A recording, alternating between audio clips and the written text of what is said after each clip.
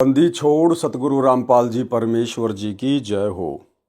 परम पिता परमात्मा सारी सृष्टि के रचनहार कुल मालिक असंख्य ब्रह्मांडों के स्वामी जगत गुरु तीनों लोकों में प्रवेश करके सबका भरण पोषण करने वाले राजाधीराज आत्माधार नाथों के नाथ देवों के देव महादेव सर्वेश्वर महेश्वर मृत्युंजय अजरो अमर आदि अनादि सनातनी प्रभु जगत पिता जगदीश्वर श्री श्री 1008 की उपाधि के वास्तविक अधिकारी अकाल मूरत शब्द स्वरूपी राम वासुदेव सर्वगतम ब्रह्म परम पूज्य प्रथम पूज्य परम संत परम पुरुष परम धनी परम दयालु सत्य कबीर हक्का कबीर अल्लाहु अकबर बाखबर अल्लाह ताला जगत के तारणहार जगत के मुक्तिदाता जगत के जगन्नाथ हारे के सहारे हिंदुओं के राम मुसलमानों के अल्लाह सिखों के वाहे गुरु ईसाइयों के मसीह दया के सागर दया निधि करुणा के सागर करुणा निधि स्वयंभू परिभू संकट मोचन कष्ट हरण मंगल करण दुख भंजन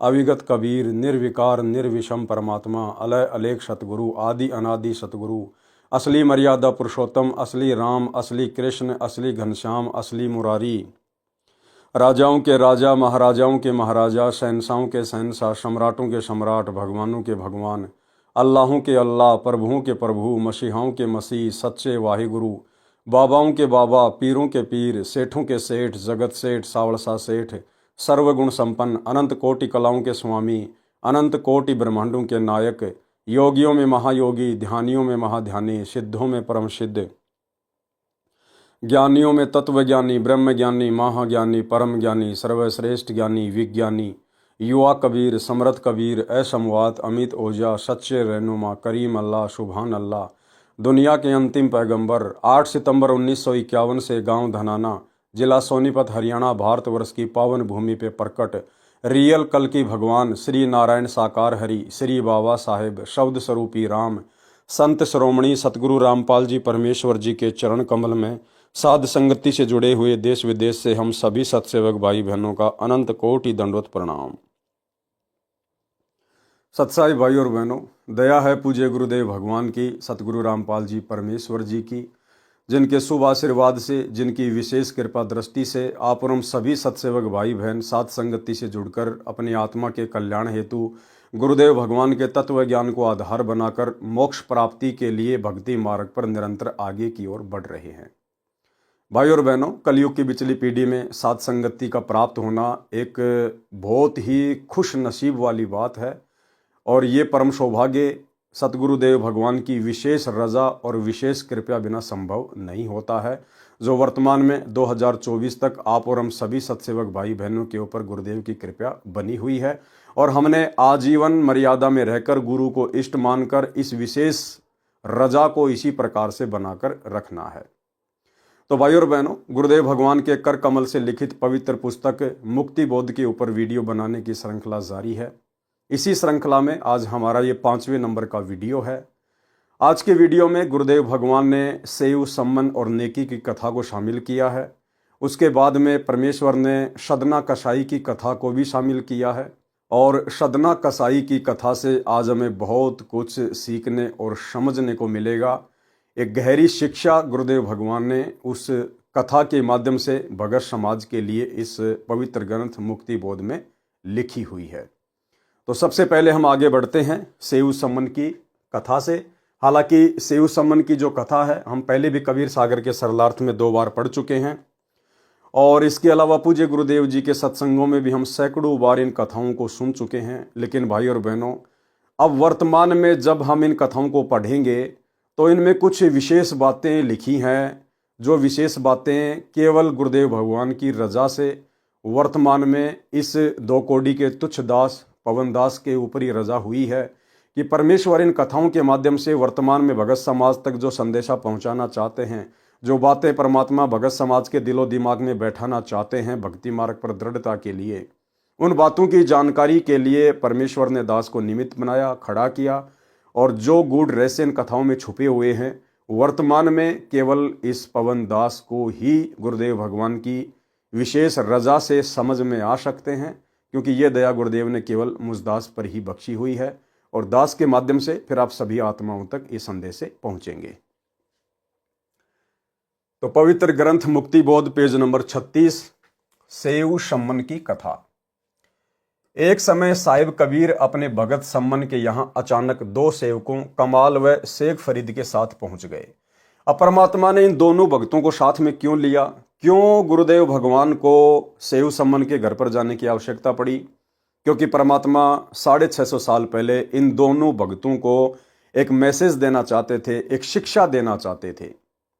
क्योंकि कमाल के मन में ये अभिमान उत्पन्न हो गया था कि मेरे से बढ़कर सेवा कबीर साहिब की संगत में ना कोई कर रहा है, ना कोई कर सकता है। और गुरुदेव ने बताया कि अभिमान का और भगवान का तो खड़ा एक्सीडेंट है। अभिमान तो परमात्मा को लेस मात्र भी पसंद नहीं है। तो परमेश्वर ने कमाल के अभिमान को तोड़ने का प्रयास करना था। हालांकि उसका अभिमान नहीं टूटा, वो अलग बात है। उसको पश्चाताप जरूर हुआ, वो सोचने पर विवश अवश्य हुआ, लेकिन उसका अभिमान जड़ से समाप्त नहीं हुआ, क्योंकि वो काल का भेजा हुआ प्राणी था। दूसरा शेख फरीद को भी अपने पहले वाले गुरु की रिद्धि सिद्धि के ऊपर बहुत ज्यादा विश्वास था कि मेरे गुरु से बढ़कर कोई सिद्धि युक्त नहीं है, क्योंकि शेख फरीद की फूटी हुई आंख को उसने स्वस्थ कर दिया था। इसलिए परमात्मा उन दोनों के अभिमान को तोड़ना चाहते थे। उन दोनों के अंदर काल प्रेरणा से जो गलतफहमी पैदा हो रखी थी, परमात्मा उसको दूर हटाना चाहते थे। और वर्तमान में हम कलयुग की पिछली पीढ़ी वालों के लिए भी परमात्मा ने एक संदेश देना था कि भाई भक्ति मार्ग पर आप कभी भी ऐसी गलती मत कर देना, कभी भी ऐसी सोच अपने गुरुदेव के प्रति मन में मत रखना जिस प्रकार की गलती और सोच कमाल और शेख फरीद ने रखी थी। एक समय साहिब कबीर अपने भगत सम्मन के यहाँ अचानक दो सेवकों कमाल व शेख फरीद के साथ पहुंच गए। सम्मन के घर कुल 3 प्राणी थे। सम्मन की पत्नी नेकी और सम्मन का पुत्र सेऊ, जिसको शिव भी कहते थे। भगत सम्मन इतना गरीब था कि कई बार अन्न भी घर पर नहीं होता था, सारा परिवार भूखा सो जाता था। ये भी एक बहुत अच्छा मैसेज है कि जब आपको सच्चे गुरु की पहचान हो जाए, जब आपको सच्चे भक्ति मार्ग का पता चल जाए, तो आपको चिंता केवल अपने आत्म कल्याण की होनी चाहिए, अपनी मर्यादाओं की होनी चाहिए। घर में आटा है या नहीं है, घर में किसी चीज़ का अभाव है या नहीं है, फिर हमने इस तरफ अधिक ध्यान नहीं देना चाहिए, क्योंकि आपको विश्वास होना चाहिए कि आपका गुरु समर्थ है, वो जानी जान है, अंतर्यामी है। अगर आप उनके अनुसार चलोगे, मर्यादा में रह के भक्ति करोगे, तो परमेश्वर आपके ऊपर ऐसी कोई भी विशेष आपत्ति नहीं आने देगा जिस आपत्ति के चलते आपकी भक्ति में बाधा उत्पन्न हो। बाकी छोटे मोटे उतार चढ़ाव तो भक्ति मार्ग पर बने ही रहेंगे और बने रहने चाहिए, क्योंकि परमात्मा कहते हैं सुख के माथे पत्थर पड़ो जो नाम हृदय से जाए, और बलिहारी उस दुख के ऊपर जो पल पल नाम रटाए। थोड़ा बहुत दुख, कष्ट, परेशानी चाहे शरीर में हो या चाहे आर्थिक रूप से, परमात्मा कहते हैं कि भगत के अंदर होनी चाहिए, जिससे उसका दिमाग सेंटर में रहेगा, परमात्मा से उसका लगाव, उसका जुड़ाव बना रहेगा। तो सेऊ का जो परिवार था, सम्मन का जो परिवार था, वो कई बार तो भूखा ही सो जाता था, लेकिन कभी भी अपने गुरुदेव भगवान से शिकायत नहीं करता था।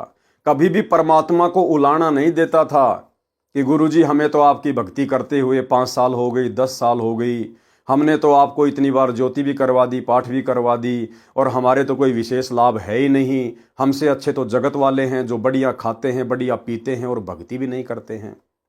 तो भाई और बहनों, वर्तमान में परमात्मा ने अपने सत्संगों में इन सभी खरपतवारों का समाधान किया हुआ है। परमात्मा ने कहा कि जो व्यक्ति भक्ति नहीं करता है और वर्तमान में आपको बहुत ज़्यादा पैसे वाले दिखाई देता है, बड़ी बड़ी फैक्ट्रियां हैं, बड़ी बड़ी गाड़ियां हैं, बहुत ज़्यादा धन है उसके पास, लेकिन वो व्यक्ति तो दुनिया का सबसे बड़ा निर्धन है। उसके पास आगे वर्तमान में कोई भक्ति है नहीं। वो तो अपनी पिछली पूंजी कमाई को समाप्त कर रहा है, आगे चल के वो निर्धन होगा, उसके ऊपर आपत्तियां आएंगी, संकट आएगा। और एक ऐसा व्यक्ति है जो सत्य भक्ति कर रहा है लेकिन वर्तमान में बहुत गरीब है, कोई विशेष लाभ उसको दिखाई नहीं दे रहा। तो परमेश्वर ने बताया कि वो धनी है, वो शेठ है, वो वर्तमान में परमात्मा की सत भक्ति कर रहा है। भले वर्तमान में वो गरीब दिखाई दे रहा है, लेकिन उसका भविष्य उज्जवल है।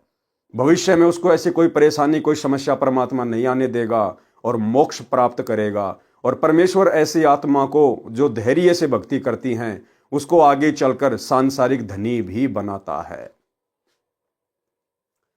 सारा परिवार भूखा सो जाता था। आज वही दिन था भगत सम्मन ने अपने गुरुदेव कबीर साहिब से पूछा कि साहिब खाने का विचार बताएं, खाना कब खाओगे। कबीर साहिब ने कहा कि भाई भूख लगी है, भोजन बनाओ। सम्मन अंदर घर में जाकर अपनी पत्नी नेकी से बोला कि अपने घर अपने गुरुदेव भगवान आए हैं। क्या कहा? अपने घर अपने गुरुदेव भगवान आए हैं।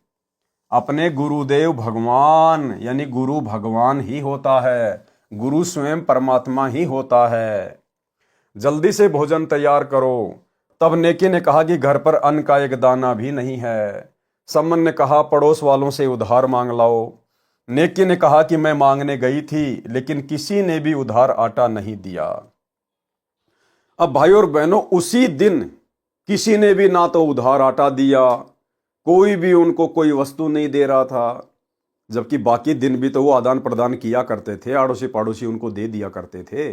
फिर भला उस दिन मांगने पर किसी ने 1-2 किलो आटा उधार भी नहीं दिया। ये सारा खेल सतगुरु का था, क्योंकि सतगुरु जब भगत की परीक्षा लेता है, उसके विश्वास की, उसके धैर्य की, उसके विवेक की, तो परमात्मा भगत के आसपास ऐसी ही परिस्थितियां पैदा कर देता है। तो यहां पर जानबूझकर गुरुदेव भगवान ने सम्मन के साथ ऐसी परिस्थितियां पैदा कर दी थी उस दिन। लेकिन किसी ने भी उधार आटा नहीं दिया। उन्होंने आटा होते हुए भी जानबूझकर नहीं दिया और कह रहे हैं कि आज तुम्हारे घर तुम्हारे गुरुजी आए हैं। तुम कहा करते थे कि हमारे गुरुजी भगवान हैं। आपके गुरुजी भगवान हैं तो तुम्हें मांगने की आवश्यकता क्यों पड़ी। ठीक इसी प्रकार भाई और बहनों, यदि हम भक्तों पर कभी कभार कोई परेशानी आ जाए, कोई संकट आ जाए, और वो संकट आएगा या तो मर्यादा टूटने से या हमारे प्रारब्ध में कोई ऐसा भयंकर संकट आना था जो गुरुदेव उसको हल्का करके टाल रहे हैं, तो हर स्थिति में हमारे को जांच करके और भक्ति मार्ग पर लगे रहना चाहिए। यदि आपको लगता है कि आपसे कोई मर्यादा भंग हुई है तो तुरंत परमात्मा से क्षमा याचना करनी चाहिए, और यदि गुरुदेव आश्रम में हैं तो जाकर अपना नाम शुद्ध करवाना चाहिए। अन्यथा आप लोगों ने गुरुदेव की तरफ से परीक्षा समझकर उस समय को ज्ञान आधार से व्यतीत करना चाहिए, अपनी भक्ति में ज्यादा समय देकर। तो जब नेकी आटा मांगने गई तो सब लोगों ने यह कहकर मजाक उड़ाया कि तुम्हारे गुरुजी तो भगवान है ना, तुम तो अपने गुरुजी को भगवान भगवान कहते थे कि हमारे गुरुजी ने सिकंदर लोदी के जलन का रोग ठीक कर दिया, सिकंदर लोदी ने पंडित रामानंद जी की गर्दन काट दी थी, हमारे कबीर गुरुजी ने उसको जिंदा कर दिया, शेख तकी की लड़की को कब्र से निकाल के जिंदा कर दिया, एक लड़के को जो दरिया में बहता हुआ आ रहा था, मुर्दा था, उसको जिंदा कर दिया। तो क्या तुम्हारे गुरुजी तुम्हारे घर में 2-4 किलो आटा भी नहीं रख सकते? ये कहकर उन्होंने मजाक उड़ाया। ठीक इसी प्रकार भाई और बहनों, हमने भी किसी के आगे हाथ नहीं फैलाने हैं। हमने इन उदाहरणों से शिक्षा लेकर किसी के आगे हाथ नहीं फैलाने हैं, चाहे हम सुख में रहें चाहे हम दुख में रहें।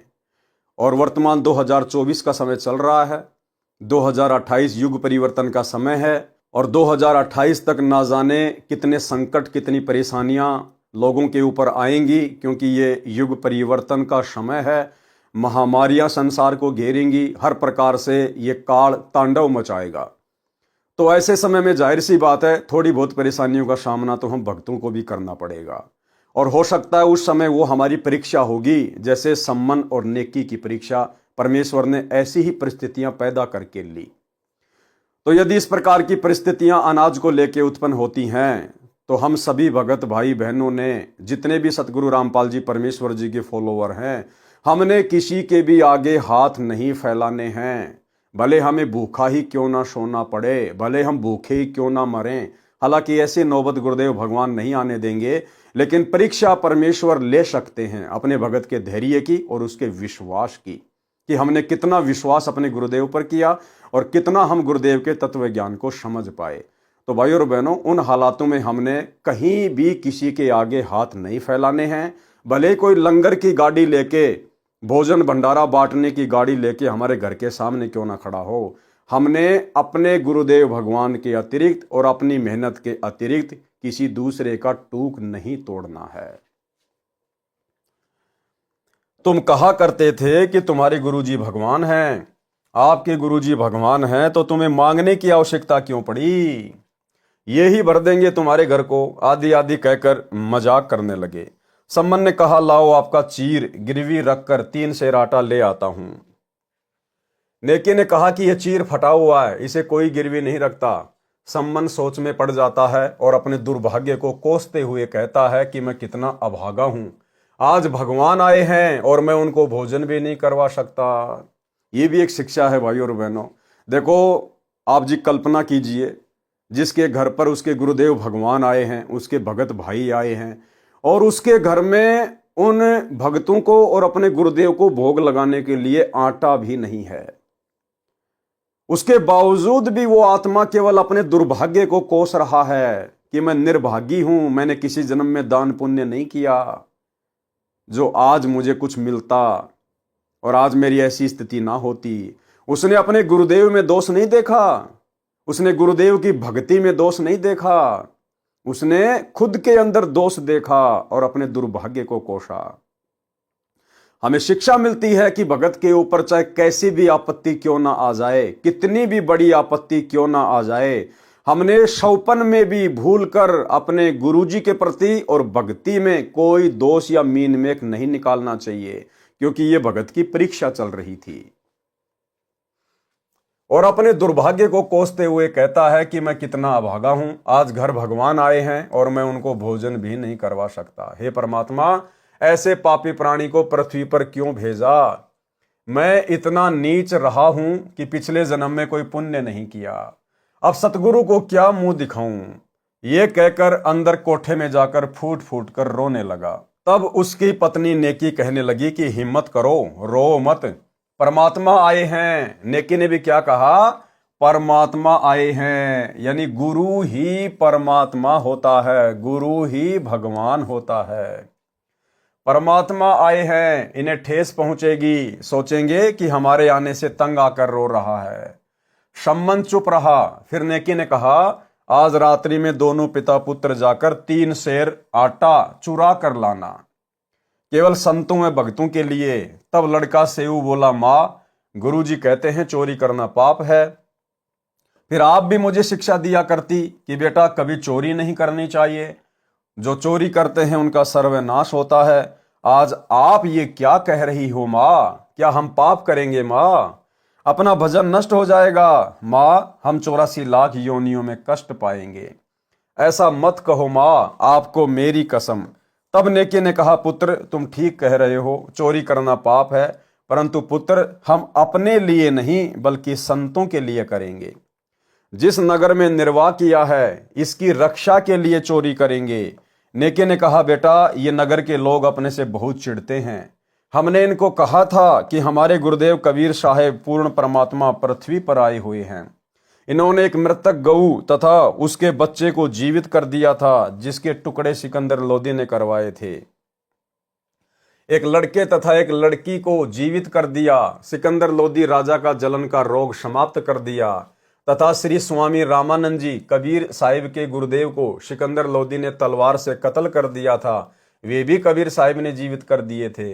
इस बात का ये नगर वाले मजाक कर रहे हैं और कहते हैं कि आपके गुरु कबीर जी तो भगवान हैं, तुम्हारे घर को भी अन्न से भर देंगे। भाई और बहनों, समय वही है, परमात्मा धरती पे वही है, वही कबीर साहिब है सतगुरु रामपाल जी के रूप में, तो लीलाएं भी वैसी घटित होंगी। आज वर्तमान में गुरुदेव भगवान ने जो अद्भुत लीलाएं, अद्भुत चमत्कार भगत समाज में किए हैं, वैसे तो इस पृथ्वी पर इन ब्रह्मांडों में जितनी भी अद्भुत घटनाएं घटित होती हैं ये परमात्मा ही करता है। ये बात अलग है कि दुनिया इनके विषय में जानती नहीं है, इसलिए इनको वो क्रेडिट नहीं देती है। लेकिन संत समाज के अंदर, भगत समाज के अंदर जो उपदेशी हैं, जैसे बहुत सारे भगत भाई बहनों की परमात्मा ने उम्र बढ़ाई है, उनकी आयु एक्सटेंड की है, जो मृत्यु के निकट थे। हजारों की संख्या में माता बहनों की परमात्मा ने गोद भरी है।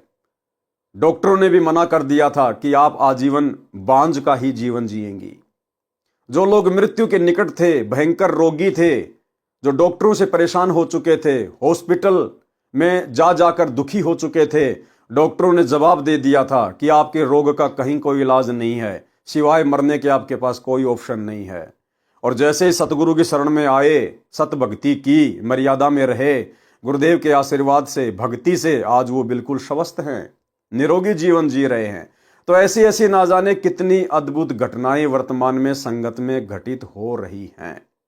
और जब हम भाई बहन इन सभी घटनाओं का जिक्र करते हैं अपने रिश्तेदारों के सामने या अन्य अपने जगत वाले भाई बहनों के सामने, तो वो लोग हो सकता है हमारे मुंह पर कुछ ना कहें, लेकिन पीछे से वो लोग मजाक उड़ाते हैं कि ये अच्छा बावड़ा आदमी कहाँ बाबा के चक्कर में फंस गया, कह रहा डॉक्टरों ने ठीक नहीं किया और बाबा ने जाते ही ठीक कर दिया, बिना ऑपरेशन के बिना दवाई के। मूर्ख समझ रखा मुझे।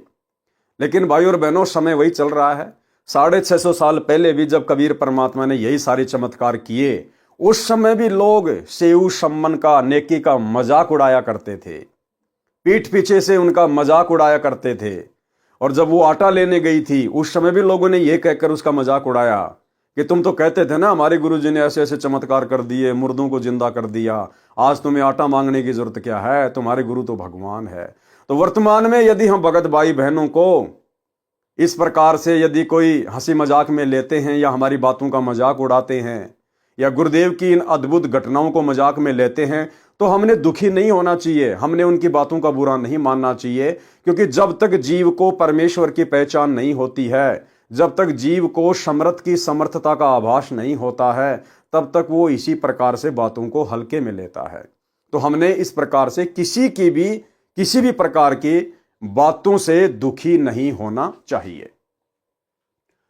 तुम्हारे घर को भी अन्न से भर देंगे, फिर क्यों आटे के लिए घर घर डोलती फिरती हो? बेटा, ये नादान प्राणी हैं। यदि आज साहिब कबीर इस नगरी का अन्न खाए बिना चले गए, तो काल भगवान भी इतना नाराज हो जाएगा कि कहीं इस नगरी को समाप्त ना कर दे। हे पुत्र, इस अनर्थ को बचाने के लिए अन्न की चोरी करनी है। हम नहीं खाएंगे, केवल अपने सतगुरु तथा आए भक्तों को प्रसाद बनाकर खिलाएंगे। ये कहकर नेकी की आंखों में आंसू आ गए और कहा, पुत्र नाटियो मत, यानी मना मत करना, अर्थात मना नहीं करना। तब अपनी माँ की आंखों के आंसू पोंछता हुआ लड़का सेऊ कहने लगा, माँ रो मत, आपका पुत्र आपके आदेश का पालन करेगा। माँ, आप तो बहुत अच्छी होने। अर्धरात्रि के समय दोनों पिता सम्मन और पुत्र सेऊ चोरी करने के लिए चल दिए।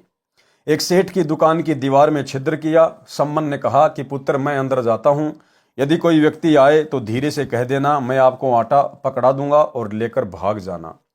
तब सेऊ ने कहा, नहीं पिताजी, मैं अंदर जाऊंगा, यदि मैं पकड़ा भी गया तो बच्चा समझकर माफ कर दिया जाऊंगा। अब सेऊ के अंदर इस प्रकार की प्रेरणा कौन कर रहा था? पिता से पहले अंदर जाने की सेऊ के अंदर प्रेरणा कौन कर रहा था?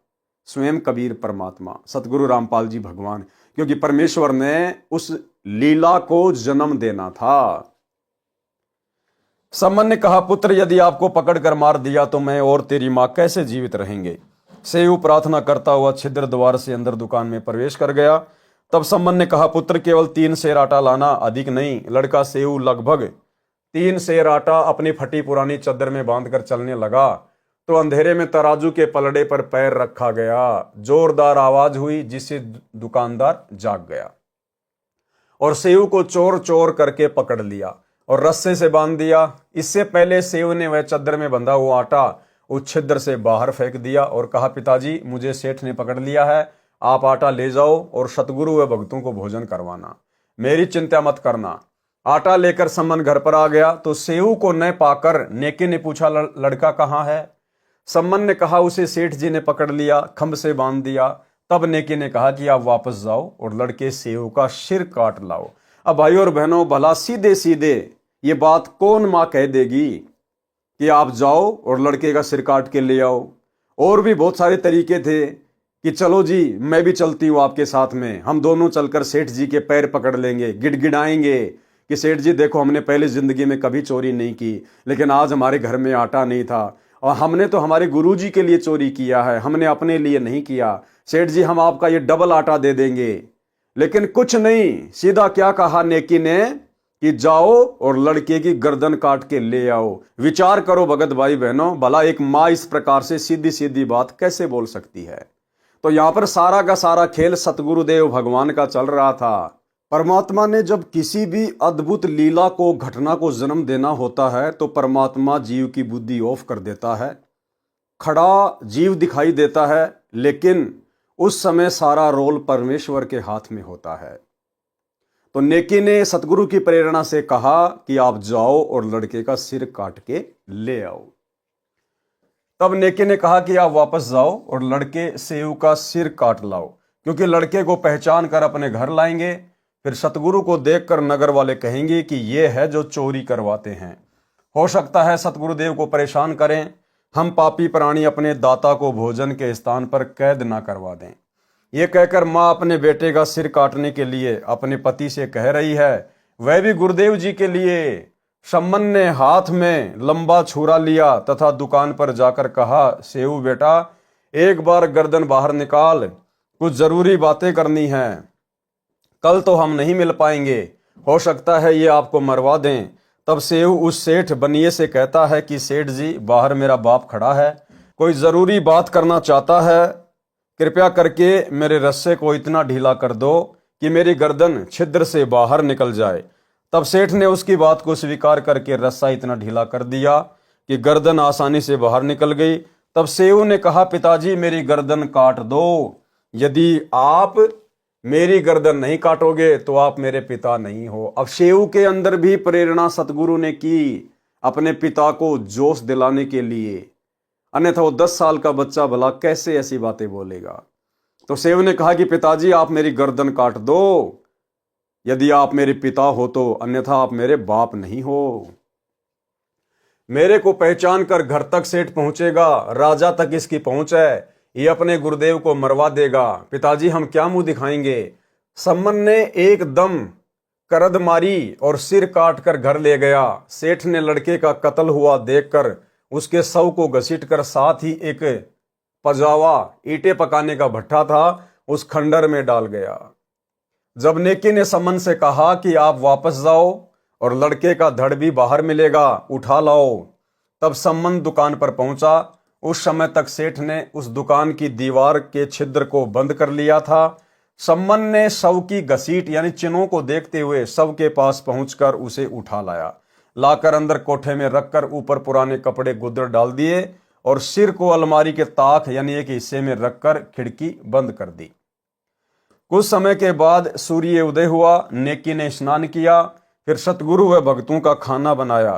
फिर सतगुरु कबीर साहिब जी से भोजन करने की प्रार्थना की। नेकी ने साहिब कबीर व दोनों भगत कमाल तथा शेख फरीद तीनों के सामने आदर के साथ भोजन परोस दिया। साहिब कबीर ने कहा, इसे 6 दोनों में डालकर आप तीनों भी साथ बैठो, ये प्रेम प्रसाद पाओ। बहुत प्रार्थना करने पर भी साहिब कबीर नहीं माने तो 6 दोनों में प्रसाद परोसा गया। 5 प्रसाद के लिए बैठ गए। तब साहिब कबीर ने कहा, आओ सेऊ जीम लो, ये प्रसाद प्रेम, शीश कटत है चोरों के, साधुओं के नित अक्षेम। साहिब कबीर ने कहा कि सेऊ आओ भोजन पाओ, सिर तो चोरों के कटते हैं, संतों यानी भगतों के नहीं, उनको तो क्षमा होती है, क्योंकि भगत का जो मकसद होता है, जो इरादा होता है, वो गलत नहीं होता, चोरी ठगी का नहीं होता। इसलिए परमेश्वर ने कहा कि सिर तो चोरों के कटते हैं, भगतों के नहीं कटते। साहिब कबीर ने इतना कहा था, उसी समय सेऊ के धड़ पर सिर लग गया। कटे हुए का कोई निशान भी गर्दन पर नहीं था तथा पंगत यानी पंक्ति में बैठकर भोजन करने लगा। गरीब सेऊ धड़ पर शीश चढ़ा, बैठा पंगत माही, नहीं गरेरा गर्दन पर ओ सेऊ अकनाही। सम्मन तथा नेकी ने देखा कि गर्दन पर कोई चिन्ह भी नहीं है, लड़का जीवित कैसे हुआ। शंका हुई कि ये कहीं वही सेऊ है या कोई और। अंदर जाकर देखा तो वहां शव तथा शीश नहीं था, केवल खून के छींटे लगे थे, जो इस पापी मन के संशय को समाप्त करने के लिए प्रमाण बकाया था। ऐसी ऐसी बहुत लीलाएं साहिब कबीर अग्नि ने की हैं, जिनसे यह स्वसिद्ध है कि ये ही पूर्ण परमात्मा है। सामवेद संख्या नंबर 822 तथा ऋग्वेद मंडल 10 सूक्त 161 मंत्र 2 में कहा है कि कबीर देव अपने विधिवत साधक साथी की आयु बढ़ा देता है। वाणी नंबर 31 से 37 जो पृष्ठ 47 पर लिखी है, में कहा है कि इन महापुरुषों तथा देवताओं की जो महिमा आप सुनते हैं, इन्होंने भी भक्ति की थी, उसी कारण उनकी प्रसिद्धि संसार में हुई है, परंतु मुक्ति तो यथार्थ भक्ति ज्ञान तथा निज नाम से ही संभव है। वाणी नंबर 38 ग्रीब ऐसा निर्मल नाम है, निर्मल करे शरीर, और ज्ञान मंडलीक है चकवे ज्ञान कबीर। भावार्थ, वेदों, गीता, पुराणों तथा कुरान व बाइबल में मंडलीक यानी आंशिक ज्ञान है। कबीर परमेश्वर द्वारा बोली अमृतवाणी शमशम वेद में संपूर्ण अर्थात चक्रवर्ती ज्ञान है। इसके लिए पढ़ें सृष्टि रचना, जो इसी पुस्तक में पेज नंबर 518 पर है। राग बिलावल से शब्द 21 भी पढ़ें, उसमें कबीर परमेश्वर की अथाह शक्ति का प्रमाण है।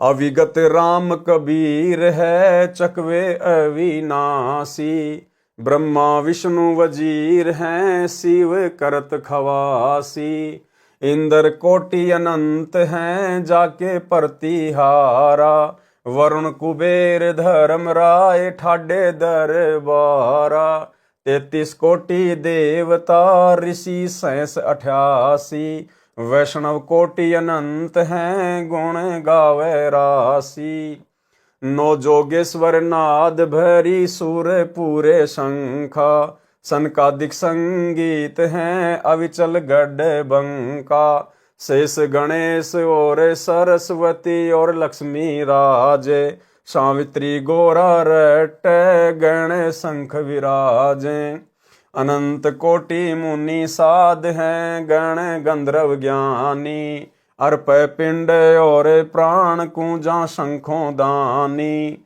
शावंत सूर अनंत हैं कुछ गिनती नाही, जति सती और शीलवंत लीला गुण गाही, चंद्र सूर बिनती करे तारा गण गाड़े, 5 तत्व हाजिर खड़े हुक्मी दर ठाड़े, तीर्थ कोटि अनंत हैं और नदी विहंगा, 18 भार तो कुरट जल पवन तरंगा, अष्टकुली पर्वत रट धर अंबर ध्याना, महताब अग्नि तो कूं जप साहिब रहमाना, अरस कुरस पर सेज है तन तबक तिराजी, एक पलक में करत है सो राज बिराजी, अलख बिनानी कबीर को रंग खूब चवाया, एक पानी की बूंद से संसार बनाया,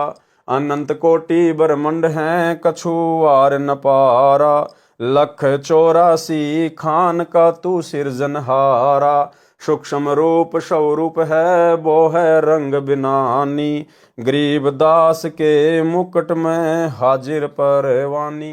यानी सतलोक में कबीर परमेश्वर की कितनी महिमा है, कितनी उनकी समर्थता है, इन सारी बातों का इन वाणियों में जिक्र किया गया है। वाणी नंबर 39। गरीब राम नाम सदने पिया बकरे के उपदेश, अजामेल से उदरे भक्ति बंदगी पेश। भावार्थ, एक सदन नाम का कसाई था, उसकी कथा इस प्रकार है। सदन कसाई का उद्धार। एक सदन नाम का व्यक्ति एक कसाई के बूचड़ खाने में नौकरी करता था। गरीब सोचल छिदर मैं करूं अपने जन के काज, हिरणाकुश ज्यों मार हूं नरसिंह धर हूं साज। संत गरीबदास जी ने बताया है कि परमेश्वर कबीर जी कहते हैं कि जो मेरी शरण में किसी जन्म में आया है, मुक्त नहीं हो पाया, मैं उसको मुक्त करने के लिए कुछ भी लीला कर देता हूं। जैसे प्रहलाद भगत की रक्षा के लिए नरसिंह रूप मुख और हाथ शेर के से शरीर नर यानी मनुष्य का धारण करके हिरण्यकशिपु को मारा था। फिर कहा है कि गरीब जो जन मेरी शरण है ताका हूं मैं दास, गैल गैल लाग्या रहूं जब तक धरणी आकाश। परमेश्वर कबीर जी ने कहा है जो जन यानी व्यक्ति किसी जन्म में मेरी शरण में आ गया है, उसको मोक्ष के लिए उसके पीछे पीछे फिरता रहता हूं। जब तक धरती आकाश रहेगा, महाप्रलय तक, तब तक उसको काल जाल से निकालने की कोशिश करता रहता हूं। फिर कहा है कि गरीब जू बच्छा गौ गरीब जू बच्छा गऊ की नजर में यूं साईं को संत, और भगतों के पीछे फिरे भगत वत्सल भगवंत। जैसे गाय अपने बच्चे बछड़े या बछड़ी पर अपनी दृष्टि रखती है, बच्चा भागता है तो उसके पीछे पीछे भागती है, अन्य पशुओं से उसकी रक्षा करती है। इसी प्रकार परमेश्वर कबीर जी अपने भगत के साथ रहता है। यदि वर्तमान जन्म में उस पूर्व जन्म के भगत ने दीक्षा नहीं ले रखी तो भी परमेश्वर जी उसके पूर्व जन्म के भक्ति कर्मों के पुण्य से उनके लिए चमत्कार करके रक्षा करते हैं। उदाहरण, भैंस का सींग परमात्मा बना उस भगत ने कोई नाम दीक्षा नहीं ले रखी थी। द्रौपदी का चीर बढ़ाना, उसने भी दीक्षा नहीं ले रखी थी, उसने तो श्री कृष्ण को अपने शादी के बाद गुरु धारण कर लिया था। प्रहलाद की भक्ति की रक्षार्थ नरसिंह रूप धारण करना, यानी त्रेता युग में प्रहलाद भगत ने कोई तत्वदर्शी सतगुरु धारण नहीं कर रखा था।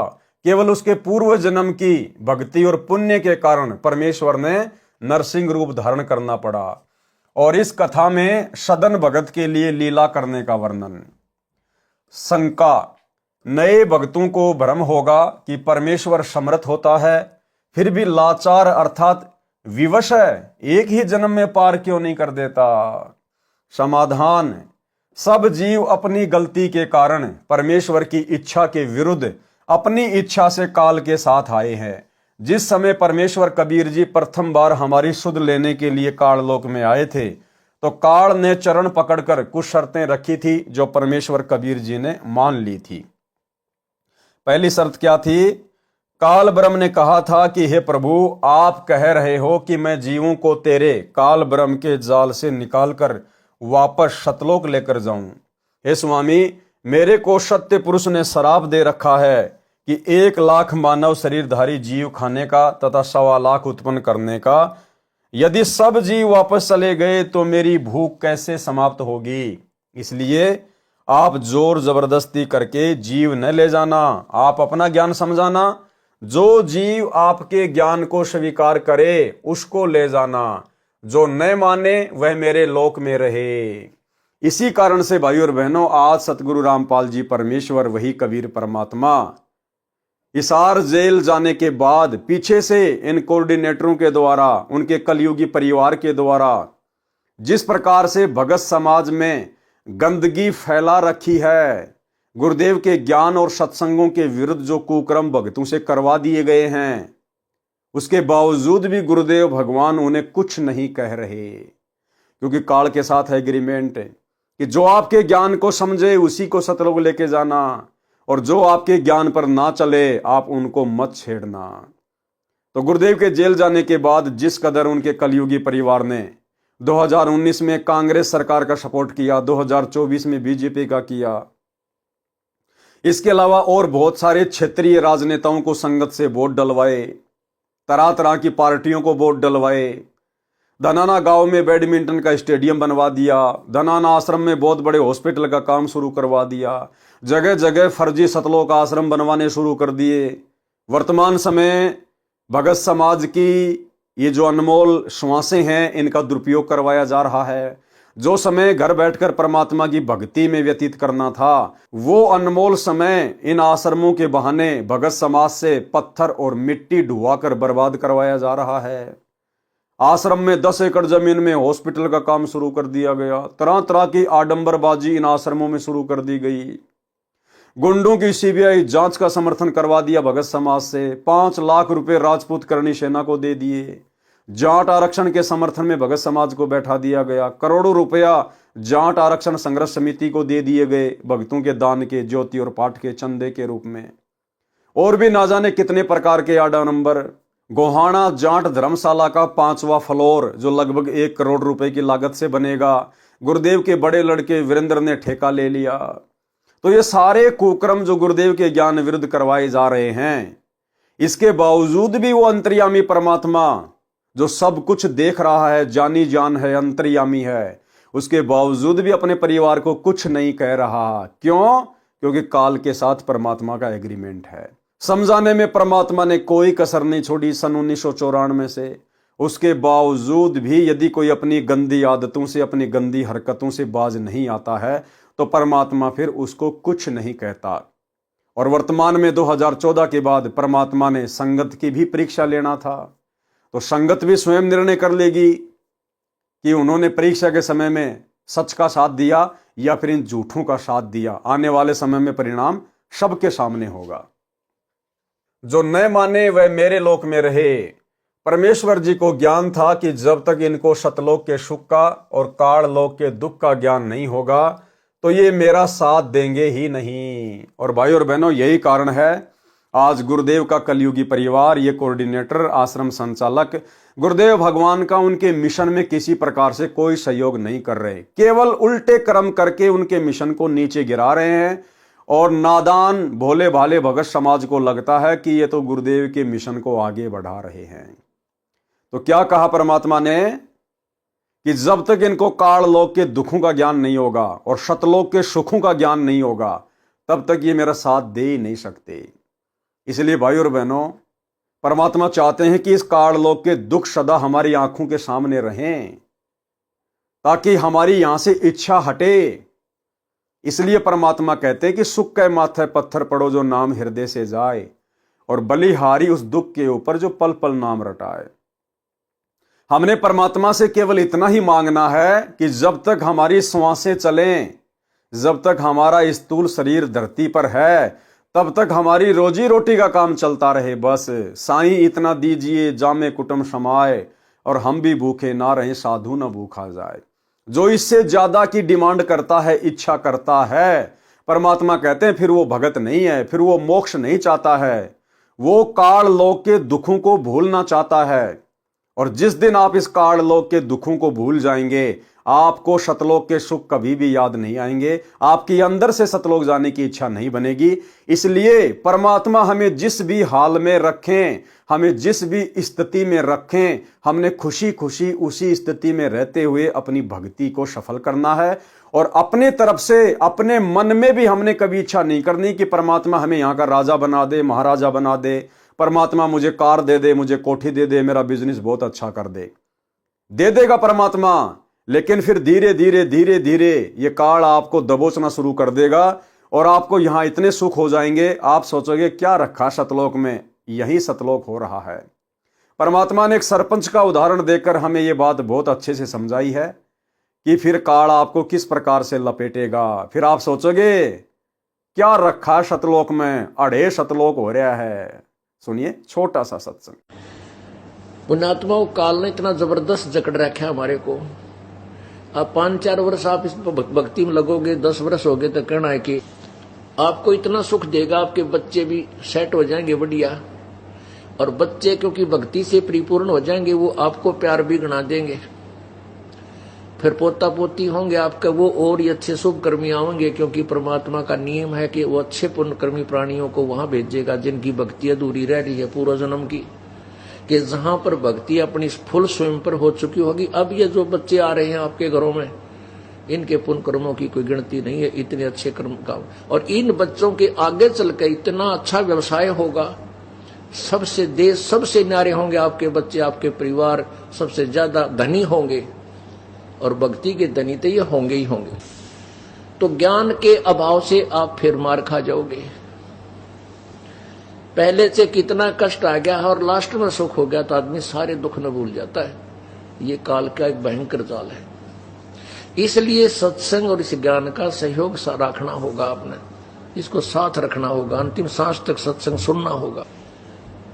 तो आपको परिवार अच्छा लगने लग जाएगा और फिर न सोचेगा के दे रहा सतलोक में, आड़े सतलोक हो रहा है। ऐले इतनी मन में आई, अर्जा होगी मृत्यु, रह गया यहीं पर। फिर ना जाने कित पटकेगा काल ठाकर नाइजीरिया में, जहां पर राम नाम का जिक्र भी कौन हो, और वहां आपकी पुण्यात्मा, आपकी पुण्य कमाई से मन वहां का राष्ट्रपति बन जावा।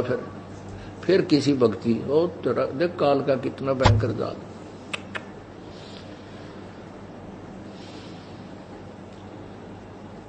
पुण्यात्माओं, परमात्मा कहते हैं इंद्र दा राज कागदा बेष्टा ना भोगा इंद्राणी नु। जिसको परमात्मा की सतलोक जाने की जो चाह, उसके सुख से परिचित हो गया, तो वो कहते हैं इंद्र स्वर्ग का राज भी काग के बीट के तुल्य है हमारे लिए, हमने नहीं चाहिए आग लगे इस राज को। जिसने सतलोक जाना है ये धारणा बनानी पड़ेगी। आराम एक कोई एक भगत आने बोले जी गांव में सरपंच बनावे है, मैंने मैं कुआं में पड़ जा किता है, सरपंच बने रख तेरा गजब, ये रोज ज्ञान सुनावा थरे ते रख फूट के भाग। और 10 साल नाम लिए नो लिए, क्यों घर में सुख हो गया, अच्छे ट्रक चालेंगे। गाँव वाले तेने सोचा कि 2 पैसे फालतू लाओगा, अच्छी दारू पियाओगा। मैं बोला कुआं में पड़ जाए इसका अच्छा था ना जी, मैं तो आज्ञा लेना आया हूं, मैं नहीं खड़ा हूंगा। फिर मैं इतना पूछ भी कैसे लिया मेरे ते, तेरा गजब हुई।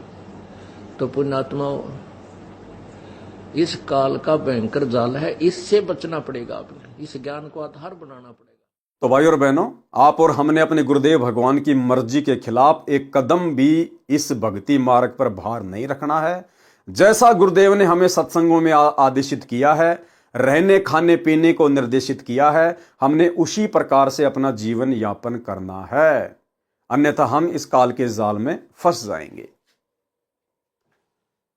यदि जबरदस्ती बाई फोर्स ले जाऊंगा तो ये वहां रहेंगे ही नहीं, क्योंकि इनका मोह परिवार और संपत्ति में फंसा है। पहले इनको ज्ञान ही कराना होगा। इसलिए परमेश्वर कबीर जी ने काल की शर्तों को स्वीकार किया था। अब काल ब्रह्म ज्योति निरंजन ने पूरा जोर लगा रखा है कि सब मानव को काल जाल में फंसे रहने का ज्ञान कराने के लिए अनेकों प्रचारक लगा रखे हैं, जो केवल राम कृष्ण ब्रह्मा विष्णु तथा शिवजी तथा इनके अंतर्गत अन्य देवी देवताओं, भैरव, भूत, पितरों, माई, मसाणी, सेठ, शीतला आदि आदि की महिमा का ज्ञान बताते रहते हैं। सत्य पुरुष यानी कबीर परमेश्वर जी का नामो निशान मिटा रखा है। अपने पुत्रों ब्रह्मा विष्णु शिव तथा अपनी महिमा का ज्ञान सब स्थानों पर फैला रखा है। चारों वेद, गीता, पुराण, कुरान, बाइबल जो 3 पुस्तकों जबूर, तौरात, इंजिल का संग्रह है, इनका ज्ञान पूरी पृथ्वी पर प्रचलित कर रखा है। सब मानव इन्हीं तक सीमित हो चुके हैं। इन पुस्तकों में पूर्ण परमात्मा की प्राप्ति का ज्ञान नहीं है। परमेश्वर कबीर जी ने कहा है कि कबीर, वेद मेरा भेद है, ना वेदन के माही, और जिस वेद से मैं मिलूं वेद जानते नहीं। प्रमाण यजुर्वेद अध्याय 40 श्लोक 10 में कहा है कि परमात्मा का यथार्थ ज्ञान धीराणाम यानी तत्वदर्शी संत बताते हैं, क्योंकि वो परमात्मा स्वयं ही धीराणाम यानी तत्वदर्शी संत की भूमिका करता है। उनसे सुनो। गीता शास्त्र 4 वेदों का संक्षिप्त रूप है। इसमें भी कहा है कि परमात्मा तत्व ज्ञान यानी अपनी जानकारी तथा प्राप्ति का ज्ञान अपने मुख कमल से वाणी बोलकर बताता है। जैसे कि आज परमेश्वर सतगुरु रूप में अपने मुख कमल से वाणी बोलकर सत्संग करके हमें ज्ञान दे रहे हैं। उस ज्ञान से मोक्ष होगा तथा सत्यलोक प्राप्ति होगी। उस ज्ञान को तत्वदर्शी संतों के पास जाकर समझ। गीता अध्याय 4 श्लोक 32 तथा 34 का निष्कर्ष। कुरान शरीफ सूरत फुरकानी 25 आयत नंबर 52 से 59 में कहा है कि जिस परमेश्वर ने 6 दिन में सृष्टि रची, फिर तख्त पर जा बैठा, वह अल्लाह कबीर है। उसकी जानकारी किसी बाखबर यानी तत्वदर्शी संत से जा पूछ। इन प्रमाणों से स्पष्ट है कि पूर्ण परमात्मा की प्राप्ति का ज्ञान इन उपरोक्त पवित्र शास्त्रों में नहीं है। वह ज्ञान स्वयं परमेश्वर कबीर जी प्रकट होकर बताते हैं, भक्ति विधि बताते हैं, शिष्य बनाते हैं, भक्ति के लिए मर्यादा बनाते हैं। देखो क्या कह रहे हैं परमात्मा, वह ज्ञान स्वयं परमेश्वर कबीर जी प्रकट होकर बताते हैं। वो ज्ञान स्वयं कबीर परमात्मा जी प्रकट होकर बताते हैं। जैसे आज 8 सितंबर 1951 से कबीर परमेश्वर सतगुरु रामपाल जी के रूप में सशरीर प्रकट हैं और सन 1994 से वर्तमान समय तक निरंतर अपना ज्ञान बता रहे हैं। वह ज्ञान स्वयं परमेश्वर कबीर जी प्रकट होकर बताते हैं, भक्ति विधि बताते हैं, शिष्य बनाते हैं। अब बताओ भाई और बहनों, शिष्य आज कौन बना रहा है? सतगुरु रामपाल जी बना रहे हैं या सतलोक आश्रमों से जुड़े हुए भाई बहन जिस कागज की दाढ़ी मूछ वाले कबीर जी की फोटो को भगवान मानते हैं, परमात्मा मानते हैं, क्या वो फोटो शिष्य बना रही है? क्या शिष्य कौन बना रहा है? कौन बनाता है शिष्य? परमात्मा कबीर जी जब वे तत्वदर्शी संत की भूमिका करते हैं। वो कागज की फोटो ने आज तक कोई शिष्य नहीं बनाए। इसलिए हम सत्सेवक भाई बहन उसको नकली कहकर और हमने उसको अपने घरों से बाहर निकाल दिया है। भक्ति के लिए मर्यादा बनाते हैं, कुछ नियम निर्धारित किए जाते हैं। तो बताओ आज नियम निर्धारित किसने किए? उस कागज की कबीर जी की समझे जाने वाली फोटो ने बनाए या सतगुरु रामपाल जी परमेश्वर जी ने नियम बनाए, निर्धारित किए? नियम खंडित होने से नाम दीक्षा खंडित हो जाती है, जिस कारण से भगत रूपी पतंग की डोर कट जाती है। वह कुछ देर हवा में लहराता फिरता है, फिर किसी पेड़ पर टंगकर नष्ट हो जाता है या पृथ्वी पर गिरकर पशुओं के पैरों तले कुचला जाता है। और यही हालत भाई और बहनों आज सतलोक आश्रमों से जुड़े हुए तमाम 90% भगत भाई बहनों की है। वर्तमान में थोड़ी बहुत इनकी जो भक्ति चल रही है, इनके जो पिछले जो पुण्य हैं, या वर्तमान में ये लोग जो भी दान धर्म करते हैं, ज्योति पाठ करवाते हैं, उसके कारण परमेश्वर ने इनकी बैटरी को चार्ज किया हुआ है। अन्यथा मर्यादा तो गुरुदेव के काल प्रेरित परिवार ने सबकी चूर चूर करवा रखी है। इसी प्रकार काल सर्वप्रथम कबीर जी के भगत का नाम खंडित करवाता है, जिस कारण से उस साधक का संपर्क यानी कनेक्शन परमात्मा से कट जाता है। जैसे बिजली का कनेक्शन कट जाने के पश्चात सब लाभ बंद हो जाते हैं, न पंखा चलता है, न बल्ब, न ट्यूब जगती है, सब मशीनें बंद हो जाती हैं। परमात्मा से कनेक्शन कटने का आभास देर से होता है। क्या कह रहे हैं गुरुदेव? परमात्मा से कनेक्शन कटने का आभास देर से होता है। इसी प्रकार इन आश्रमों से जुड़े हुए भाई बहनों की 2014 बरवाला कांड के बाद से जो मर्यादा टूटी हुई है, इनका जो कनेक्शन है अपने गुरुदेव भगवान से, अपने परमेश्वर से कटा हुआ है। लेकिन अभी इनको विशेष आभास नहीं हो रहा, क्योंकि अभी इनके पुण्य चल रहे हैं। बिजली से कनेक्शन कटने का आभास शीघ्र हो जाता है। उसी प्रकार नाम खंडित भगत को परमात्मा से लगातार मिल रहा लाभ रुक जाता है, परंतु कुछ समय मर्यादा में रहकर किए मंत्र जाप तथा यज्ञ हवन धर्म का लाभ संग्रह हो जाता है। जब तक वह पूर्व का भक्ति धन पुण्य संग्रह किया हुआ समाप्त नहीं होता, तब तक ऐसा लगता है कि सब ठीक है।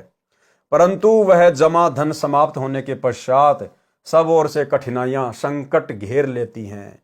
तब ज्ञान होता है। भगत को चाहिए कि वह नाम शुद्ध कराए। जैसे वर्तमान में इन्वर्टर को बिजली से चार्जर द्वारा चार्ज किया जाता है, इन्वर्टर की बैटरी चार्ज हो जाती है। यदि चार्जर को हटा दिया जाए या अन्य किसी कारण से चार्जर का संपर्क बिजली से कट जाए तो बैटरी चार्ज होना बंद हो जाती है। परंतु पहले जितनी चार्ज हो चुकी है उसके कारण पंखे भी चल रहे होते हैं, बल्ब ट्यूब भी जल रही होती हैं, सब ठीक ठाक लगता है। परंतु चार्जर के काम न करने के कारण अचानक सर्व ट्यूब पंखे बंद हो जाते हैं। और यही बनेगी भाई और बहनों आने वाले समय में सतगुरु रामपाल जी परमेश्वर जी के बेटा बेटी भाई बंधु रिश्तेदारों के साथ, इन कोऑर्डिनेटरों के साथ, और ये लाखों की संगत जो इन सतलोक आश्रमों में अंधी होकर उन काल प्रेरित लोगों के पीछे चल रही है। अंधेरा, गर्मी आदि सब प्रकार की परेशानी खड़ी हो जाती हैं। इसी प्रकार किसी मानव जन्म में नाम दीक्षा लेकर भक्ति करने वाले भगत का नाम खंडित हो तो उसको कुछ दिन सब लाभ मिलता है, परंतु वे काल के जाल में फंस चुके होते हैं। उनको कई जन्म लगातार मानव के भी मिल जाते हैं। उन मानव स्त्री पुरुष के जन्मों में फिर से चार्जर नहीं लगा, यानी फिर से सच्चे संत से दीक्षा नहीं मिली, तो सब मानव जन्म नष्ट होकर 84 लाख योनियों में जन्म मरण वाले चक्कर में गिरकर बर्बाद हो जाता है। इसलिए परमेश्वर स्वयं ऐसे पूर्व जन्म वाले भक्तों को मिलकर उनको फिर से जागृत करके सत्य साधना पर लगाते हैं। परमेश्वर स्वयं मिलकर मिलेंगे कैसे? सतगुरु रूप में, तत्वदर्शी संत के रूप में। पाप वाले कर्म छुड़वाते हैं, उस मार्ग से भटके प्राणी को फिर से भक्ति करने की प्रेरणा करते हैं। जैसे सम्मन सेऊ नेकी वाली सत्य कथा में आपने पढ़ा, सम्मन वाले आत्मा नौशेर खां बना, फिर वही आत्मा बलग बुखारे का राजा अब्राहिम अदम सुल्तान बना। प्रत्येक जन्म में परमेश्वर मिले, भक्ति की प्रेरणा की, परंतु फिर भी कालजाल में रहे। अब्राहिम सुल्तान वाले जन्म में जाकर सम्मन वाला जीव मुक्त हुआ। केवल भाई और बहनों काल से मुक्त हुआ, काल की बंद से मुक्त हुआ। काल के किस ब्रह्मांड से अब्राहिम सुल्तान अभी तक मुक्त नहीं हुआ है। अब्राहिम सुल्तान के विषय में गुरुदेव ने स्पष्ट कर दिया। एक छोटा सा ऑडियो आपको सुना देता हूं जो कि हिसार जेल से आया है। उसमें गुरुदेव ने स्पष्ट कर दिया है कि वो अब्राहिम सुल्तान अब आ रहे हैं, यानी उनको अब मनुष्य जन्म मिलेगा। धीरे धीरे परमात्मा उन सभी आत्माओं को निकाल कर लेकर आ रहे हैं। सुनिए। गिरि परमेश्वर आदि कबीरे है, 14 भवन विशाल, हीरे मोती बहुत हैं, कबीर लाल सिर लाल। गिरिप सुरती नृत्य से आ गई, मन बुद्धि से ती दूर, ओ हम सो हम मद है, रहा सकल घट पूरी। गिरिब लल्लो पत्तों की भक्ति है, 3 लोक जगमाही, तन मन धन अर्पण करें, सो घर ले कई ठाही। तो बच्चों, परमात्मा की असीम कृपा है आपके ऊपर। और जैसे अब्राहिम सुल्तानर को निकाल निकाल के ला रहे हैं ना, और जैसे अब्राहिम सुल्तानर को निकाल निकाल के ला रहे हैं ना, और जैसे अब्राहिम सुल्तानर को निकाल निकाल के ला रहे हैं ना, और जैसे अब्राहिम सुल्तानर को निकाल निकाल के ला रहे हैं ना, बच्चों आप उस परिस्थिति से ऊपर उठ चुके हो, इसलिए आपको जन्म इस पीक टाइम में, प्राइम टाइम में, इस भक्ति युग में मिला है। मालिक की इस रजा की अनदेखी ना करो, इसकी कदर करो, अपना पीछा छुटाओ। आपने ऐसी कुर्बानियां, लख पर सूरा जूझ ही लख पर सावन दे, लख पर इतनी जहान में तो सतगुरु समझा। तो बच्चों आप ऐसी पुण्यात्मा हो, अब्राहिम सुल्तान जैसी आत्मा रही हो आप कभी, तब आज दाता की शरण मिली है। अब्राहिम सुल्तान वाले जन्म में जाकर शमन वाला जीव मुक्त हुआ। परमात्मा कबीर जी ने कहा है, जो संत गरीबदास जी ने बताया है, अनंत कोटि बाजी जहां रचे सकल ब्रह्मांड, गरीबदास में क्या करूं यो काल करे जीव खंड। भावार्थ, परमेश्वर कबीर जी ने कहा है कि हे गरीबदास, मैं इतना समर्थ हूं, मैंने अनंत करोड़ ब्रह्मांडों की रचना की, उनका संचालन कर रहा हूं, परंतु मैं क्या करूं, काल ब्रह्म मेरे भगत को मेरे से खंड यानी भिन्न कर देता है, उसका नाम खंडित करवा देता है, जिस कारण से वह प्राणी फिर से काल के जाल में रह जाता है। मैं उसको फिर किसी मानव जन्म में किसी संत भगत के रूप में मिलता हूं, उसकी भक्ति की गाड़ी फिर से पटरी पर लाता हूं। जो भगत विश्वास के साथ मर्यादा में रहकर आजीवन भक्ति करते रहते हैं, वे काल के सिर पर पैर रखकर भक्ति की शक्ति से सतलोक चले जाते हैं, वे परम पद प्राप्त करते हैं तथा वह शाश्वत स्थान सनातन परम धाम प्राप्त करते हैं, जिसका वर्णन गीता अध्याय 15 श्लोक 4 तथा अध्याय 18 श्लोक 62 में है। उसी विधान अनुसार परमेश्वर कबीर जी ने नरक इकट्ठा कर रहे पूर्व जन्म के सदना कसाई को पुनः शरण में लिया। अब सदना कसाई की उद्धार की कथा सुनाता हूं। सदना एक कसाई का नौकर था। प्रतिदिन 2 से 10 तक बकरे बकरी गाय भैंसे काटता था, उसी से निर्वाह चल रहा था। अब देखो भाई और बहनों, परमात्मा ने सदन कसाई को पहले किसी जन्म में अपनी शरण में लिया था, यही नाम यही ज्ञान दिया था, कुछ दिन भक्ति की, लेकिन बाद में डगमग हो गया। देखो फिर से काल ने उसको कैसे भयंकर कुक्रम पर लगा दिया, कसाई बना दिया उसको कसाई। रोजाना बकरे काटता, भैंसे काटता, गाय काटता। इसी प्रकार भाई और बहनों, आप और हम भी ना जाने कितने जन्मों में इसी प्रकार काल के हत्थे चढ़े। कभी सतगुरु के हाथ लगे, फिर डगमग हो गए, मर्यादा तोड़ दी, लोगों के कहने से भक्ति छोड़ दी, फिर काल के हत्थे चढ़ गए, और इसी प्रकार से काल हमारा हिंडोला बनाता हुआ आ रहा है। एक दिन परमेश्वर एक मुसलमान फकीर जिंदा बाबा के रूप में सदन कसाई को मिले।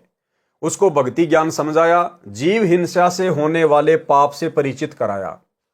सर्व ज्ञान समझकर सदन कसाई ने दीक्षा लेने की प्रबल इच्छा व्यक्त की।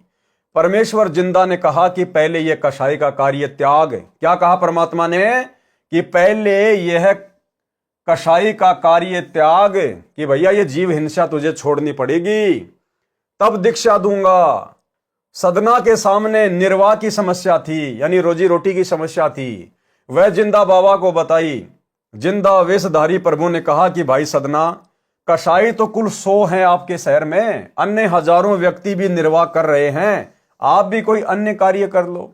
सदना इस कार्य के लिए तैयार नहीं हुआ। ध्यान रखना भाई और बहनों, परमात्मा के वचन की उल्लंघना करना कितना हानिकारक होता है। ऊपर क्या बताया? गुरुदेव भगवान ने सदन को कहा कि पहले यह कसाई का कार्य छोड़ दे भाई, तब तुझे मैं दीक्षा दूंगा। फिर सदना ने अपनी रोजी रोटी की समस्या बताई, और अंत में सदना ने हाथ खड़े कर दिए कि भगवान, मैं ये कसाई वाला काम नहीं छोड़ सकता।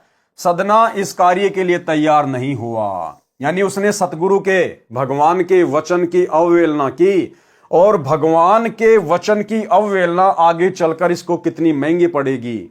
इसके दोनों हाथ काटे जाएंगे। ये सजा थी सदन कसाई को। अगर उसी समय वो सदना कसाई गुरुदेव भगवान की बात मान लेता, कबीर परमात्मा की बात मान लेता कि ठीक है भगवान, जब आप इतने समर्थ हो, जब हम आपकी भक्ति करेंगे तो आप अपने आप हमारी रोजी रोटी का कोई न कोई समाधान तो निकालोगे परमात्मा। आप समर्थ हो तभी तो हम आपकी भक्ति शुरू करेंगे।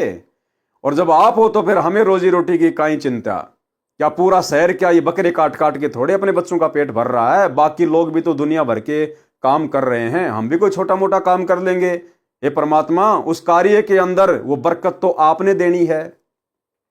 लेकिन सदना कसाई ने परमात्मा की बात को स्वीकार नहीं किया और कहा कि भगवान मैं बकरे काटना नहीं छोड़ सकता, यानी गुरु के वचन की उल्लंघना कर दी। अब गुरु के वचन की उल्लंघना का कितना बड़ा दंड, सदना के दोनों हाथ काटे गए।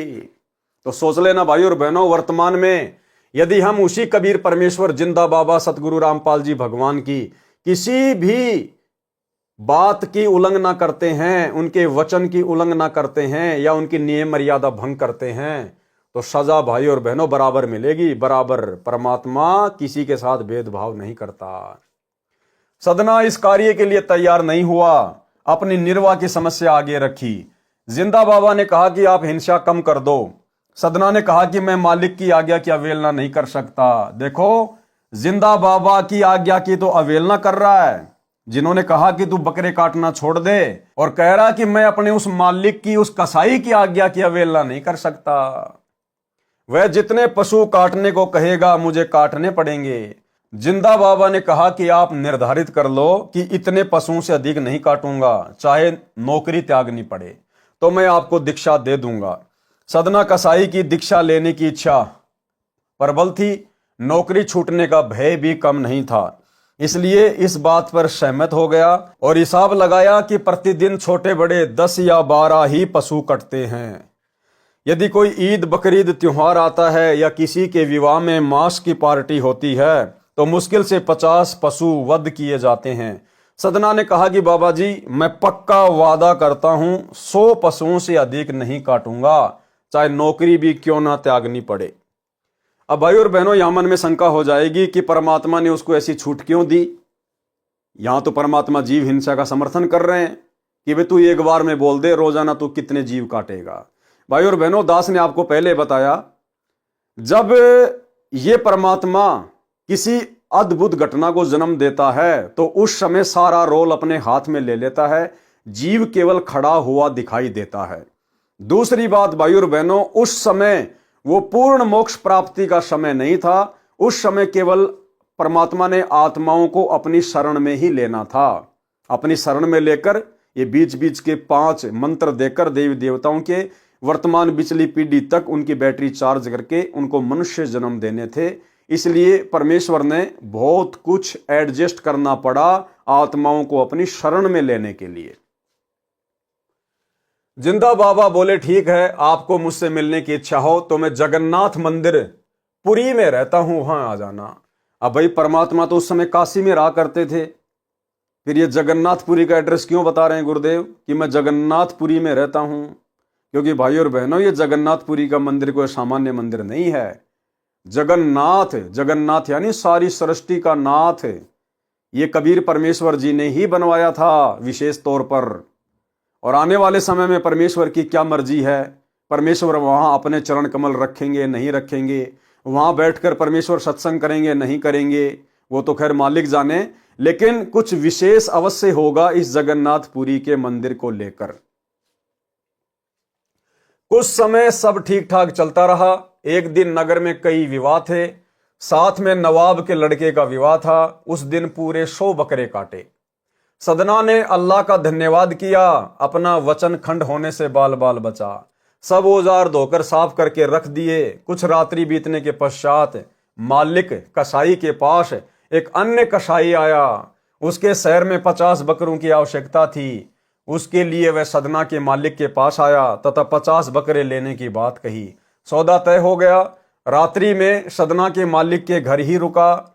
उसके खाने के लिए मालिक ने सदना को बुलाया तथा एक बकरा काटकर एक व्यक्ति की सब्जी के लिए मांस रसोई में भेजने के लिए कहा।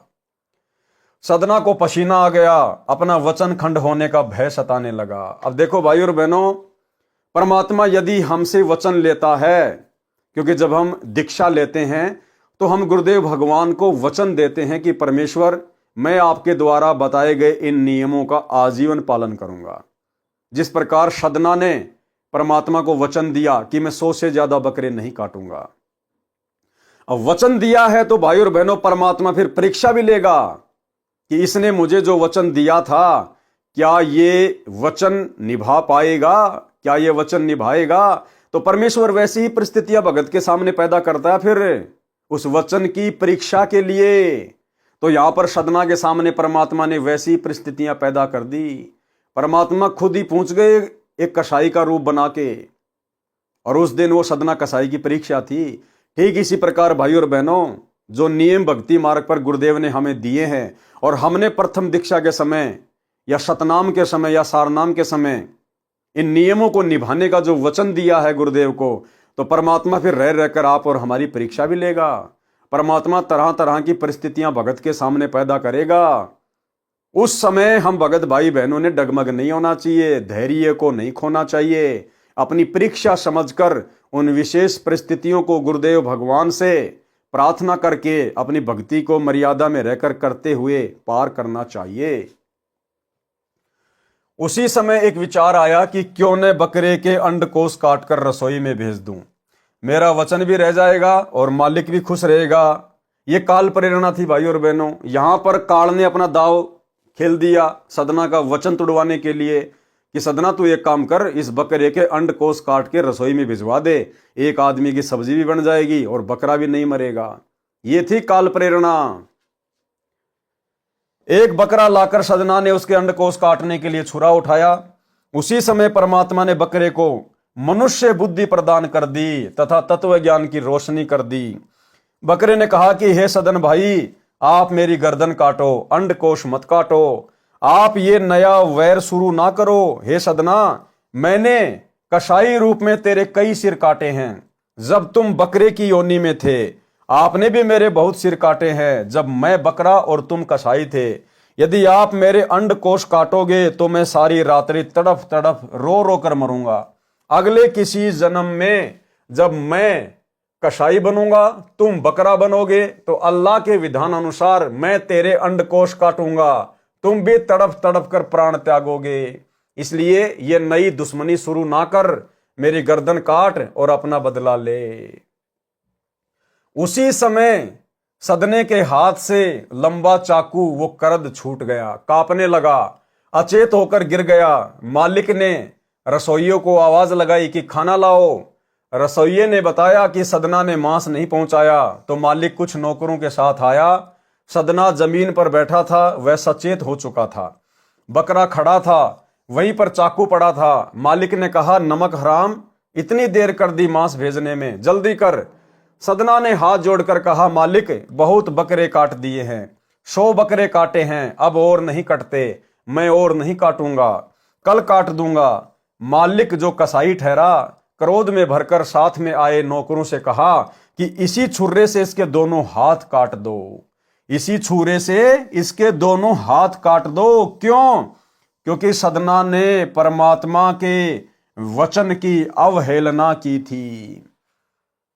जब उसको मिले थे परमात्मा जिंदा बाबा रूप में और कहा था कि बेटा तू ये कसाई का काम छोड़ दे, कोई और रोजी रोटी देख ले, तो सदना ने कहा कि भगवान मैं ये नहीं छोड़ सकता।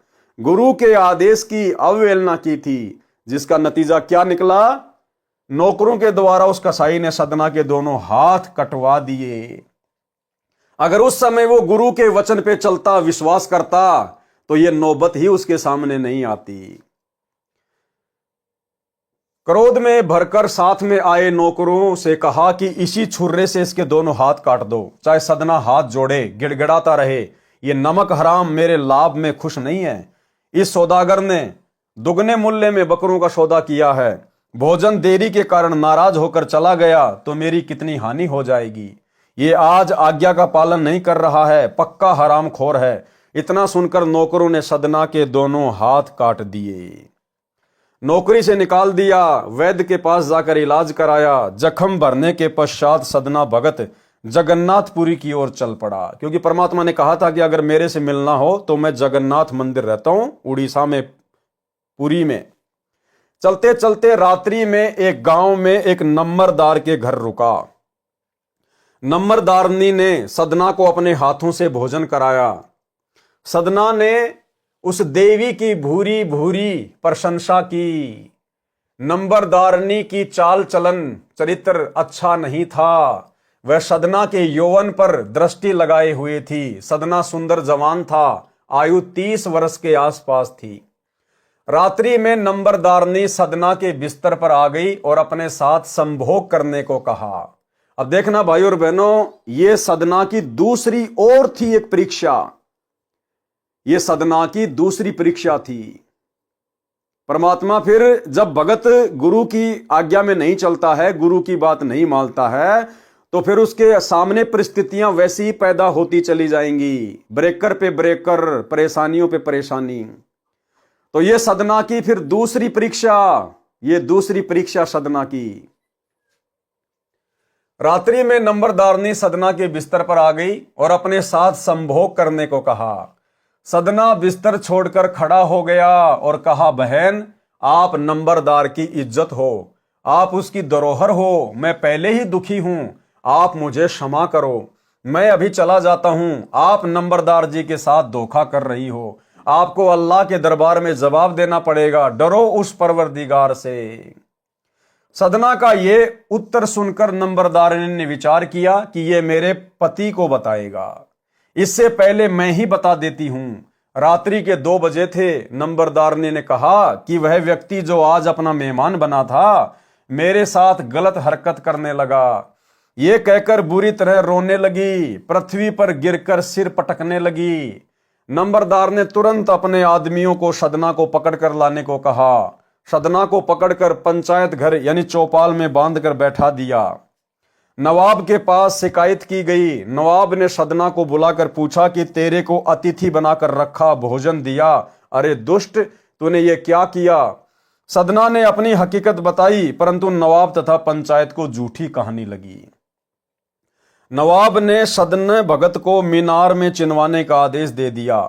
एक छोटा सा मंदिर नुमा भवन बनाया गया, उसके अंदर भगत को बांधकर डाला गया। उद्देश्य था कि सदना दम घुटकर रो रो कर तड़फ तड़फ कर मरे। नंबरदारनी ने आरोप लगाया था कि इसने मेरी छाती पर हाथ डाला, दोनों स्तनों को टुंडे हाथों से छुआ। मेरी नींद खुली तो मैंने विरोध किया तथा पति को बताने की बात कही तो उठकर चला गया। रास्ते से पकड़ कर लाए हैं जी। ज्यों ही कारीगर मीनार का द्वार बंद करके हटे, उसी समय मीनार के पत्थर ईंटें आकाश में उड़ गई जैसे बम विस्फोट हुआ हो। कुछ वहीं आसपास गिर गई, कुछ नवाब के आंगन में गिरी, कुछ नंबरदार के घर की छत पर तथा आंगन में गिरी। नंबरदारनी के दोनों स्तन कटकर गिर गए। वो दर्द के मारे चिल्लाने लगी। क्या हुआ नंबरदारनी के साथ? ध्यान देना भाई और बहनों, क्योंकि उसने गलती की थी। नंबरदारनी ने झूठ बोला था, भगत के साथ जानबूझ के शरारत की थी। नंबरदारनी के दोनों स्तन कटकर गिर गए। वो दर्द के मारे चिल्लाने लगी, अपनी गलती को बताने लगी। पूरे शहर के व्यक्ति, नवाब तथा उसका परिवार मीनार के पास आया। भगत सदना आराम से बैठा था। उसके दोनों हाथ स्वस्थ हो गए, कटे हुए थे, पूर्ण हो गए। सब नगर निवासियों ने तथा नंबरदारनी ने अपनी अपनी गलती की क्षमा याचना की। भगत सदना वहां से चलकर जगन्नाथपुरी में पहुंचा। वहां वही सतगुरु मिले। उनको सदना ने बकरे से प्राप्त उपदेश बताया, दीक्षा ली और कल्याण कराया। अब देखना भाई और बहनों, आगे जो शिक्षा है इसमें वो क्या है। कुछ वक्ता कहते हैं कि सदना के हाथ कसाई ने नहीं कटवाए थे, नवाब ने कटवाए थे, क्योंकि नंबरदारनी ने कहा था कि हाथों से मेरे स्तनों को छुआ था।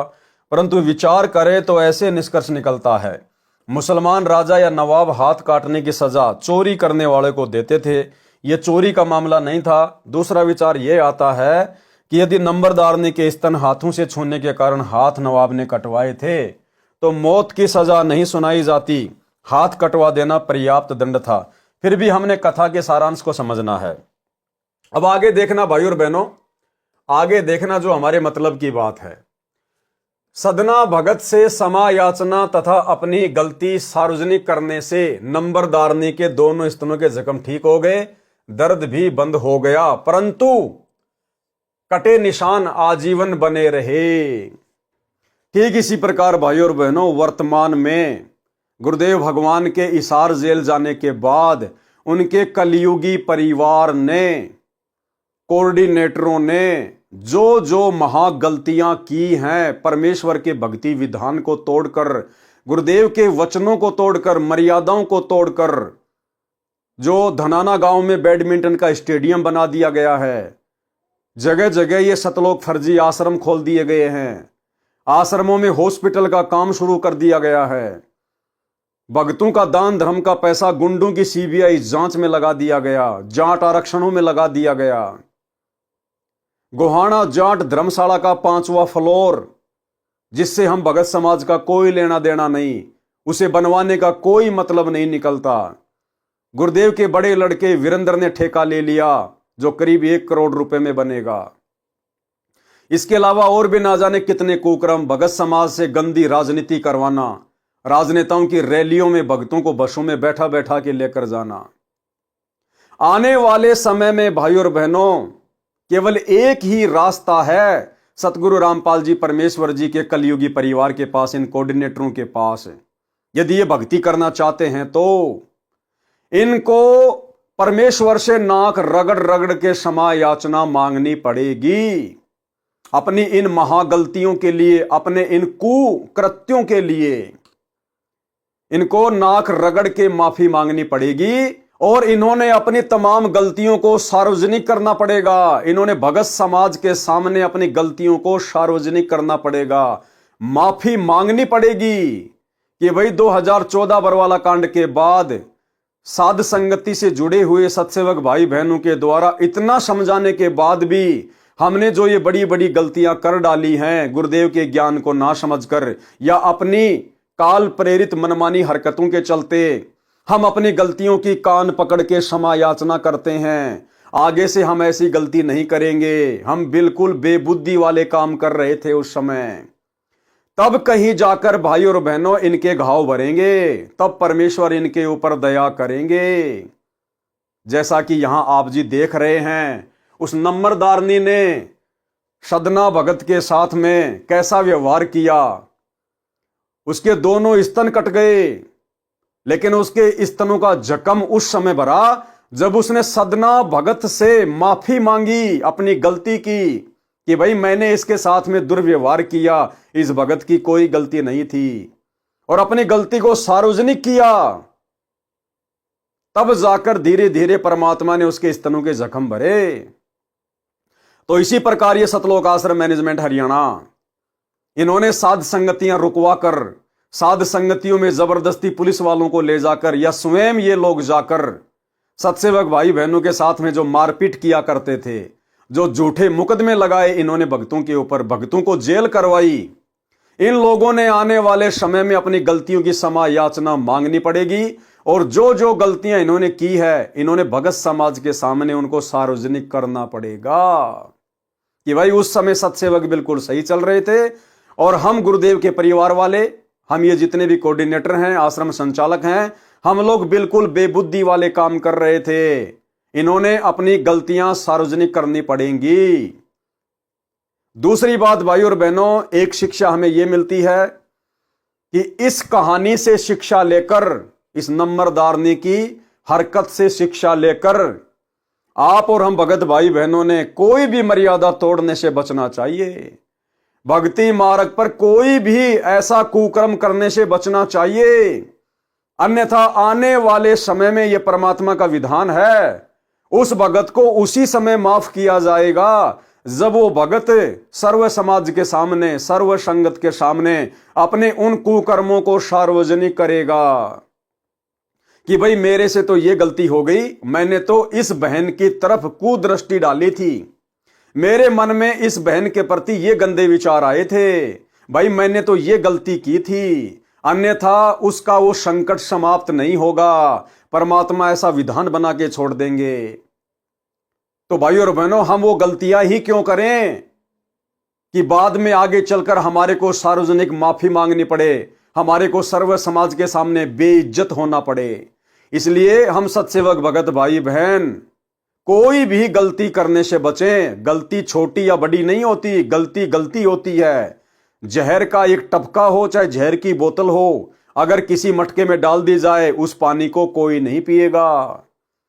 तो आप और हम भगत भाई बहन इस भक्ति मार्ग पर अपने सामाजिक जीवन में, पारिवारिक जीवन में या आध्यात्मिक जीवन में, क्योंकि भगत का फिर अलग से कोई समाज नहीं होता, कोई जीवन नहीं होता जब वो भक्ति मार्ग में आ जाता है। इसलिए आप और हम सभी भगत भाई बहन भक्ति मार्ग पर कोई भी गलती करने से बचें, अन्यथा आने वाले समय में यदि उस गलती के परिणाम से बचना है तो फिर आपने अपनी उस गलती को, अपने उस कुकर्म को सार्वजनिक भी करना पड़ेगा और उस समय फिर आपकी बेइज्जती भी होगी। और परमात्मा कहते हैं फिर आप भगत समाज में वो इज्जत प्राप्त नहीं कर सकते, वो स्थान फिर आप कभी प्राप्त नहीं कर पाओगे।